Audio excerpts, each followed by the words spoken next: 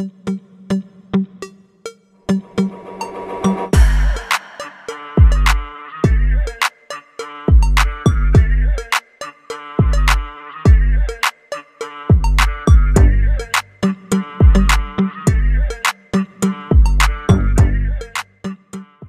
pemirsa, terima kasih karena Anda masih terus setia bersama di dalam channel ini. Jangan lupa untuk tekan butang subscribe supaya Anda tidak ketinggalan dengan perkongsian-perkongsian berita yang saya akan kongsikan di dalam channel ini.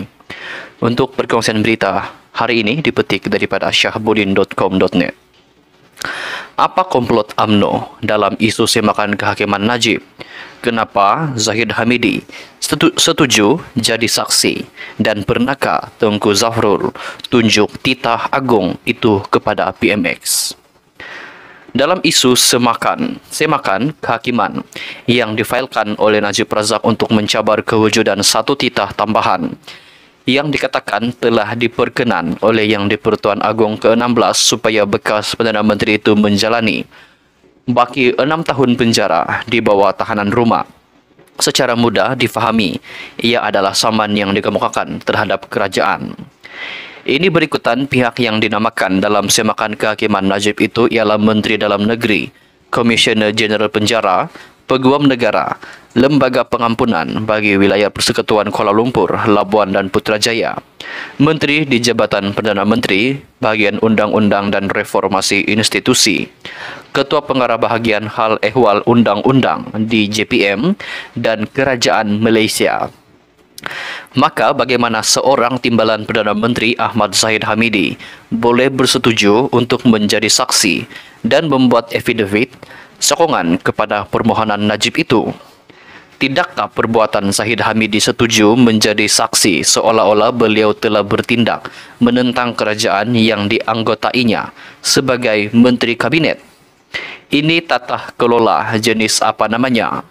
Selain itu, menerusi affidavit yang diikrarkan Zahid Hamidi pada 9 April lalu, timbalan Perdana Menteri itu berkata beliau dimaklumkan mengenai kewujudan titah addendum itu oleh Menteri Pelaburan, Perdagangan dan Industri Tengku Zafrul Tengku Abdul Aziz ketika pertemuan mereka di rumahnya di Country Heights pada 30 Januari lalu.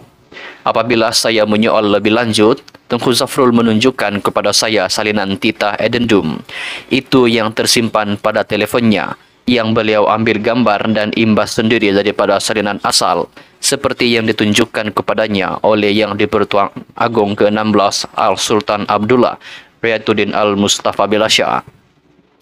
Kandungan titah addendum itu secara jelas menyatakan bahawa permohonan Najib dibenarkan untuk menjalani hukumannya yang dikurangkan kepada tahanan rumah dan bukannya secara pemenjaraan seperti sekarang di penjara Kajang.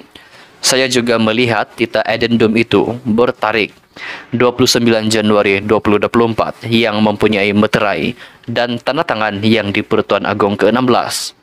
Saya seterusnya mengesahkan bahawa titah addendum itu adalah tulen dan sebenarnya adalah titah prerogatif diraja sama seperti titah utama.